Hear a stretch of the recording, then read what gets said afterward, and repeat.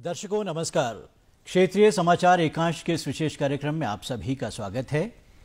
आप जानते हैं कि किसी भी देश की अंतर्राष्ट्रीय सीमाएं और अंतर्राष्ट्रीय संबंध उस देश की आर्थिकी, उस देश की राजनीति पर गहरा असर डालते हैं।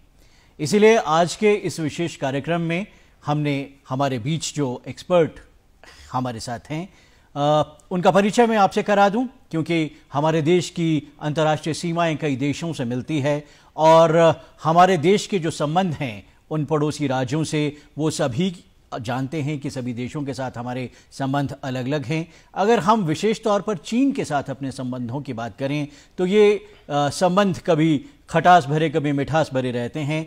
चीन के साथ हमारी प्रतिस्पर्धा व्यापार में भी है और विश्व शक्ति बनने की दिशा में भी है और बहुत ज़रूरी हो जाता है कि हम भारत और चीन के जो आपसी संबंध हैं उन पर बात करें। और इस अहम विषय पर बात करने के लिए आज हमारे स्टूडियोज़ में जो हमारे विशेषज्ञ पधारे हैं मैं उनका परिचय आपसे करा दूं। मेरे साथ बैठे हैं प्रोफेसर हरीश ठाकुर, जो हिमाचल प्रदेश विश्वविद्यालय में राजनीति विज्ञान के प्रोफेसर हैं। आप हिमाचल प्रदेश विश्वविद्यालय में department of defence and strategic studies के विभागाध्यक्ष भी हैं। Professor Harish Thakur centre for Canadian studies के डायरेक्टर भी हैं। प्रोफेसर हरीश ठाकुर, हमारे इस कार्यक्रम में आपका बहुत बहुत स्वागत। सभी के जहन में एक सवाल है कि भारत और चीन के जो संबंध हैं उसमें अक्सर तनाव देखने को मिलता है और ये जो तनाव है इसकी वास्तविकता क्या है, इसकी प्रकृति क्या है? जी साहब, पहले तो मैं बहुत बहुत धन्यवाद करता हूं कि आज की बात में मुझे आपने बात करने का अवसर दिया। भारत और चीन जी, मैं 1900 या 20वीं या 18वीं शताब्दी की 19वीं शताब्दी की बात नहीं करूंगा जी, क्योंकि because we are into 21st century और 2050 तक जो विश्व की 3 बड़ी ताकतें according to IMF, world bank और डिफरेंट ग्लोबल एजेंसीज जी, बन रही हैं, उसमें अमेरिका, चीन और भारत ये बहुत ताकतवर देश बन के उभर रहे हैं, आर्थिक नज़रिए से भी और सामरिक नज़रिए से भी जी। तो क्योंकि भारत विश्व का सबसे बड़ा लोकतंत्र है और भारत का दक्षिण एशिया में एक बहुत प्रभुत्वकारी स्थान है जी, और एशिया में चीन और भारत 2 बहुत बड़ी अर्थव्यवस्थाएं और देश हैं, तो इनके आंतरिक संबंधों में अगर उसमें तनाव है, अगर उसमें शैथिल्य है, अगर उसमें सहयोग है जी, इन तीनों बातों का अंतर्राष्ट्रीय संबंधों पर बहुत गहरा असर पड़ता है। जी बिल्कुल। तो भारत और चीन दक्षिण एशिया में भारत के बहुत से देशों के साथ सीमा विवाद रहे, बांग्लादेश के साथ रहे। अभी 2015 में सुषमा स्वराज जी फॉरेन मिनिस्टर थे तो आइलैंड्स की स्वैपिंग हुई है, तो वो जो नदियों की वजह से आइलैंड्स का पोजीशन चेंज होता था और वहाँ पे बॉर्डर फिक्स नहीं था, तो वो स्वैपिंग हुई है। पाकिस्तान के साथ भी बहुत सी चीज़ें सेटल हुई हैं, इंडस वाटर डिस्प्यूट सेटल हुआ है वर्ल्ड बैंक की मीडिएशन से। लेकिन चीन के साथ दिक्कत है और उसके ऐतिहासिक कारण है। अगर चीन को, मैं तो विद्यार्थी रहा हूँ भारत चीन संबंधों का जी, तो अगर उसको हम एक गहरे नज़रिए से समझने की कोशिश करें तो ये नज़र आता है कि दोनों देश एक दूसरे के इतने शत्रुतापूर्ण व्यवहार रखने वाले नहीं हैं। उनका एक बहुत ही ऐतिहासिक ट्रेडिशन है, प्रथा है जी, लेकिन ये जो एक ब्रिटिश लेगेसी है या जिसे हम विरासत कहें अंग्रेज़ों की, उसकी वजह से दोनों देशों के बीच में सीमा का विवाद है। यहाँ पे मैं आपको एक, इससे पहले कि हम सीमा की उसकी प्रकृति की मैं बात करूँ, 1955 की बात है। नेहरू और माओ के बीच में बहुत ही मधुर संबंध थे।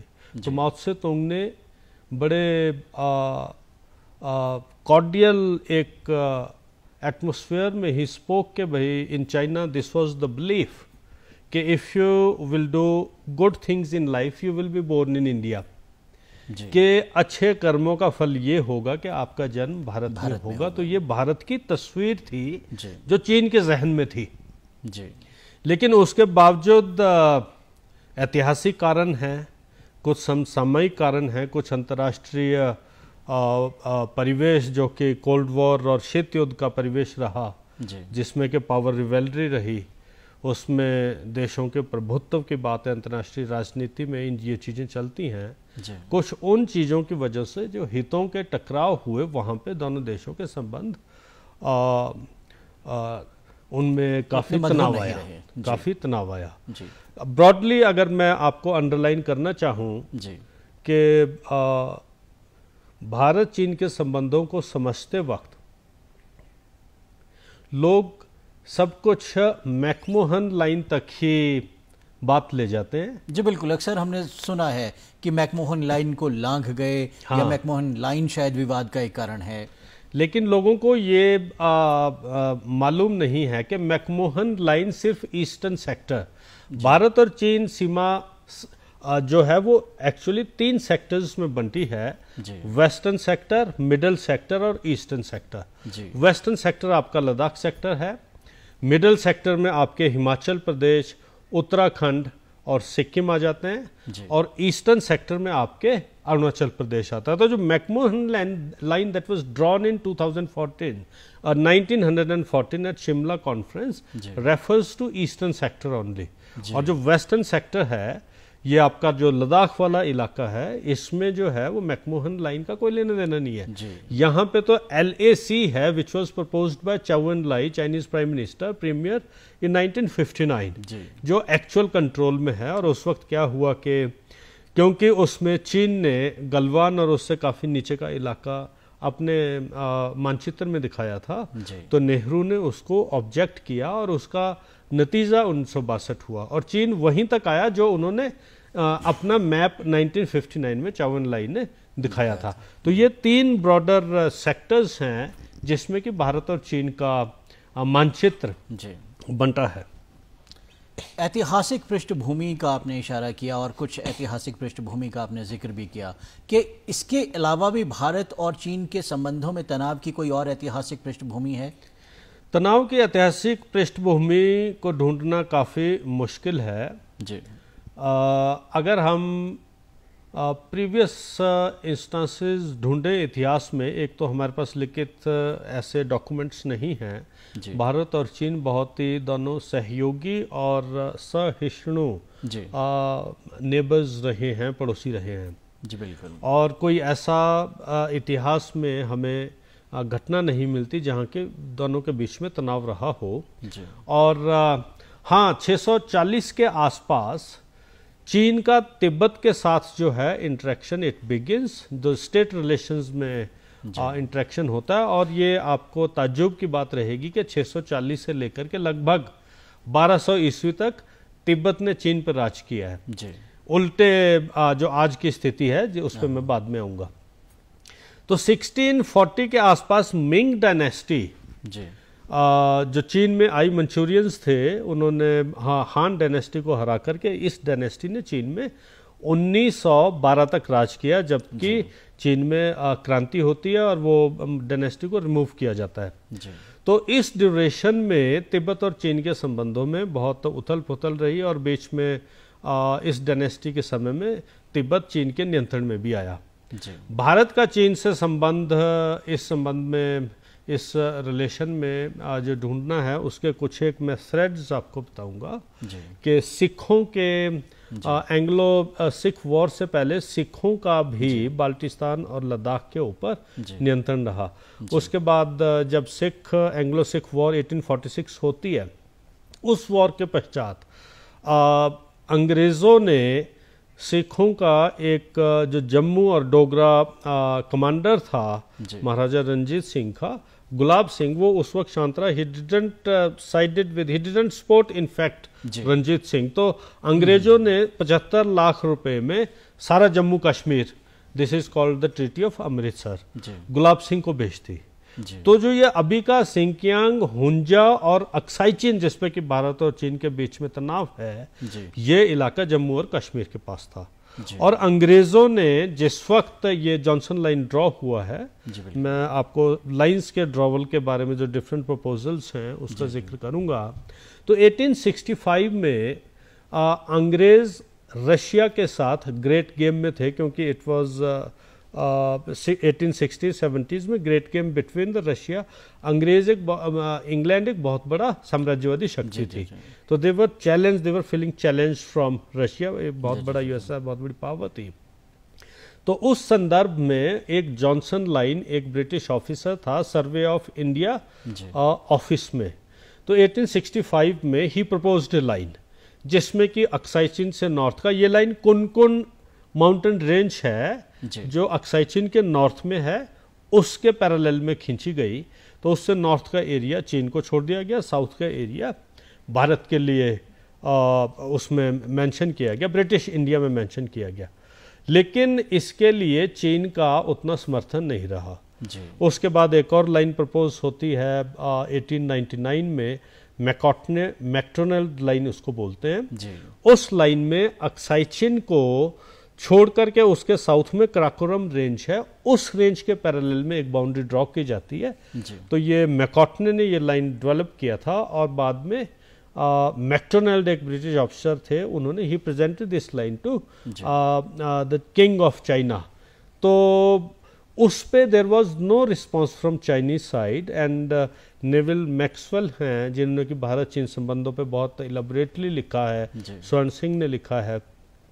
वो ऑब्जर्व करते हैं कि ये जो लाइन, क्योंकि चीन ने इसलिए रिस्पांस नहीं दिया क्योंकि इसी लाइन को चीन तब तक फॉलो कर रहा था। तो टेक्निकली हम ये मानें कि मैक्डोनाल्ड लाइन जो थी वो चीन के हिसाब से थी, और इसी से थोड़ा जब चावन लाइन एक 1959 में आती है, जिसके बाद कि 1962 का भारत और चीन के बीच में युद्ध होता है, उस लाइन का आधार चावन लाइन बनती है, जिसमें कि वो मैक्डोनाल्ड लाइन जो which was in the two the parallel of Karakoram high range mountain range, उसके साउथ के कुछ areas they induct into it, जैसे गलवान वैली का आपने लेटेस्ट एपिसोड सुना होगा। तो उस लाइन में चावन लाइन ने भी उसको अपने चीन के मानचित्र में शो किया था, और Nehru refuse to accept that. There were lots of parleys in 1960 1959, लेकिन नेहरू ने उसको मना किया, और प्रधानमंत्री नेहरू ने एक वो बोल्ड स्टेप था आई वुड से।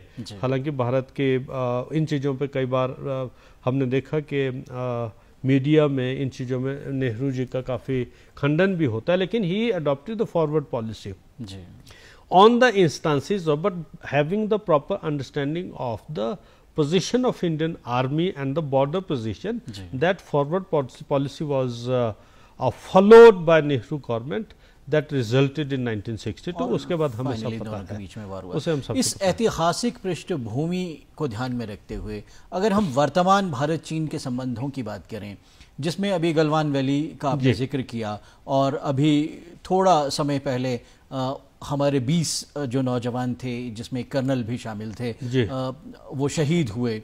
हालांकि ये कहा जाता है, जैसे आपने भी कहा, कि भारत और चीन के संबंधों में बहुत, जिसे कहें कि तनाव उतना गहरा नहीं है। एक बार प्रधानमंत्री नरेंद्र मोदी ने भी कहा था कि ये दोनों देश ऐसे हैं जिसमें शायद ही सीमा पर कभी गोली चलती है। गोली तो नहीं चलती, लेकिन फिर भी तनाव तो है, इससे इनकार नहीं किया जा सकता। हमारे 20 जवान जो हैं, जिनमें कर्नल भी शामिल थे, वो शहीद हो गए। ये गलवान वैली, ये एपिसोड, ये क्या था और इसकी वजह क्या थी? ये बहुत ही महत्वपूर्ण विषय है, और इस स्तर तक दोनों देशों के संबंध क्यों नीचे गए, ये सोचने का विषय है। 1962 के बाद 1979 तक, 1979 तक, जिस वक्त के भारत के विदेश मंत्री Atal Bihari Vajpayee he went to China, Beijing and broke the ice, वरना 62 से 79 के बीच में तो बातचीत भी बंद थी। और मुझे तो अभी याद है कि Khrushchev had refuse to shake hand with one of the Chinese officers in 1959, जिस वक्त की उन्होंने बिट्रे किया था इंडिया को बॉर्डर में। और ये बात हुई थी कि जब Nehru is so positive in settlement of the border disputes, तो आपकी तरफ से ऐसा क्यों है? तो उनमें बड़ी हॉट डिबेट हुई है, and Khrushchev refuse to shake hand with Yun Lai something. He was a military official of China. और उसके बाद 67 में एक वायलेंट हुआ, मैं आपको ब्रीफ सन देता हूँ कि ऐसा नहीं गलवान ही हुआ है। 67 में नाथुला एक इवेंट हुआ है, इंसिडेंट हुआ है, और जिसमें कि China was had to face a bloody teeth. उसमें काफ़ी चाइनीज सोल्जर्स का लगभग 300-400 के आसपास सोल्जर्स की कैजुअलिटीज़ हुई हैं कंपेयर टू इंडिया। इंडिया का बहुत कम नुकसान हुआ था। तो उसके बाद उन्होंने देख लिया कि भाई काफ़ी तब्दीली है, और क्योंकि हमारे जो फोर्सेस थी इतनी हाईली इक्विप्ड नहीं थी, लेकिन 62 के बाद बहुत से चेंजेस आए।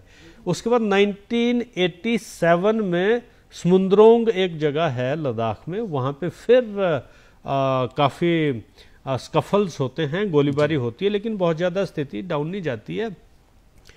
उसके बाद 2013 का इवेंट होता है, 2014 में आपका चुमूर इंसिडेंट होता है, और 2017 में आपका डोकलाम इशू होता है। डोकलाम जो कि Bhutan is protectorate of India, तो उसका जो सिक्योरिटी है that is with India. Sikkim was also protectorate of India.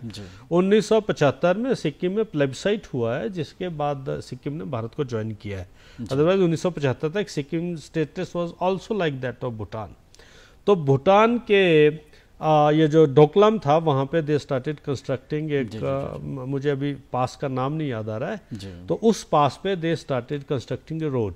तो India objected to that because Bhutan security lies. आपने जैसे बताया कि ये छोटे छोटे एपिसोड्स हैं, जो एक नहीं बल्कि अनेकों हैं। छुटपुट तनाव दोनों देशों के बीच में रहता है।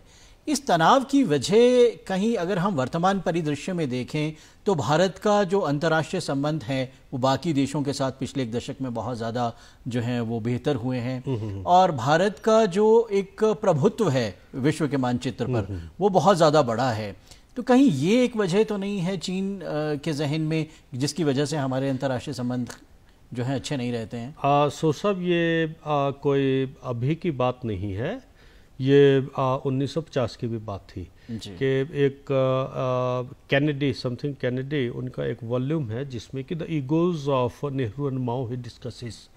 तो ही डिस्कसिस के 1947 के बाद नेहरू का post cold war during the cold war इतना बड़ा स्टेटस हो गया जवाहरलाल नेहरू का कि नॉन अलाइनमेंट मूवमेंट उन्होंने लॉन्च किया, जिसमें कि चीन को तो 1970 तक अमेरिका ने रिकॉग्निशन नहीं दिया। तो ये कहीं ईगो का क्लैश भी था, और भारत आर्थिक रूप से चीन से बेहतर स्थिति में था, ये बहुत कम लोग जानते हैं। ये जो गलवान एपिसोड आपने अभी बात की, गलवान तो एक छोटा सा इवेंट है, और डोकलाम के बाद वो चीन का एक सेल्मी स्लाइसिस टेक्निक है कि बॉर्डर में प्रिक करते हैं। एक चीन के कौटिल्य के समय के सन यू हुए हैं स्ट्रेटेजिक थिंकर, तो उनका तो यही है कि भाई 2 स्टेप्स फॉरवर्ड 1 स्टेप बैकवर्ड, तो आप 2 कदम आगे बढ़ जाओ, सेटलमेंट पे आएंगे तो 1 कदम पीछे हट जाएंगे, and like this you keep on grabbing the territory. This is the philosophy of China. कार्यक्रम का समय बहुत कम है, मैं आपसे एक महत्वपूर्ण सवाल ये करना चाहूँगा कि ऐसा अक्सर हमने अखबारों में पढ़ा है, खबरों में हमने सुना है कि जो चीन है वो 2049-50 तक जो है इकोनॉमिक पावर या वर्ल्ड पावर बनने का सपना देखता है, और इसी दिशा में वो एक प्रोजेक्ट 2035 का एक प्रोजेक्ट पर काम कर रहा है। वो प्रोजेक्ट क्या है? Quite true. 2019 में चीनी साम्यवादी पार्टी का एक राष्ट्रीय अधिवेशन होता है CPC का, जिसमें कि शी जिनपिंग ने बहुत सी चीज़ें की। उन्होंने एक तो लाइफ टर्म, वो 2 टर्म का होता था 10 साल का, तो उन्होंने उसे लाइफ टाइम कर दिया। और उन्होंने चीन का जो प्रोजेक्ट है, क्योंकि since China got independence in 1949, तो उनका सेंटेनरी 2049 है, तो उन्होंने डिक्लेयर किया कि हम चीन को एक विश्व शक्ति बनाना चाहते हैं, नंबर 1 शक्ति बनाना चाहते हैं, और 2030 तक उन्होंने ताइवान वापस लेना है। 2035 तक उन्होंने क्लियरली स्टेट किया है कि they will take Arunachal from India. तो इंडिया का ये जो इस तरीके से हमारे जो सामरिक संबंध हैं अमेरिका के साथ सुधर रहे हैं, और रशिया उतना ताकतवर नहीं रहा। आर्थिक स्थिति रशिया की बहुत डामाडोल है और आर्थिक स्तर पे काफ़ी इंडेप्टेड है रशिया टुवर्ड्स चाइना। तो इस स्थिति में भारत को अपने नए सामरिक संबंध ढूंढने होंगे। अमेरिका के साथ भारत का बहुत, संयुक्त राष्ट्र अमेरिका के साथ बहुत अच्छे संबंध है और हम उम्मीद करते हैं कि भारत इसी तरह से अधिक देशों के साथ अपने संबंधों बिल्कुल। मैं आखिरी सवाल की तरफ बढ़ूंगा क्योंकि कार्यक्रम का समय बहुत कम रह गया है। ये दोनों देशों के बीच संबंध कैसे बेहतर हों, हालांकि उसकी ओर इशारा करना आपने शुरू कर दिया है, कैसे ये संबंध बेहतर हो सकते हैं या क्या हम कुछ और कर सकते हैं? इसमें देखें जी, दोनों देशों की मानसिकता, भारत की मानसिकता आरंभ से ही, भारत ने चीन के रिकॉग्निशन के लिए भी कदम उठाया, चीन को UNSC के लिए भी नाम रेकमेंड किया। भारत अच्छे संबंध ही चाहता है, लेकिन चीन के मानसिकता में थोड़ा परिवर्तन की आवश्यकता है। उन्हें ये मानना पड़ेगा कि भारत इतिहास में भी एक बहुत बड़ी शक्ति रहा है। वो सिर्फ ज्ञान के स्तर पर ही नहीं रहा है, नॉलेज ट्रेडिशन में ही नहीं रहा है, आर्थिक रूप से भी भारत बहुत बड़ी शक्ति रहा है। तो उसे ये डाइजेस्ट करना पड़ेगा कि भारत आज की तीसरी बहुत बड़ी अर्थव्यवस्था है और अगर हमारा ग्रोथ रेट जो IMF बोलता है कि अगर ये 13-14 के आसपास चला और कहीं गलती से चीन का ग्रोथ रेट 6-8 से थोड़ा गिर के 4 तक आता है तो बाय 2050 मेडिसिन टेबल्स बोलते हैं कि भारत नंबर 1 वर्ल्ड पावर होगा। बहुत ही महत्वपूर्ण जानकारी के साथ हम अपने कार्यक्रम को जो है उसका समापन कर रहे हैं कि भारत का जो नज़रिया रहा है वो हमेशा ही अपने संबंध सुधारने का रहा है, लेकिन चीन को भी ये मानना होगा कि भारत एक उभरती हुई ताकत है और भारत का जो वर्चस्व है वो लगातार बढ़ रहा है। अगर चीन इस बात को स्वीकार कर लेता है तो दोनों देशों के संबंध बहुत बेहतर हो सकते हैं। ये विषय बहुत विशाल है, थोड़े से समय में हमने इससे समेटने की कोशिश की। आपका बहुत बहुत धन्यवाद। आप हमारे स्टूडियोज़ में आए, आपने इतनी अहम जानकारी दी। दर्शकों, आपका भी बहुत बहुत धन्यवाद।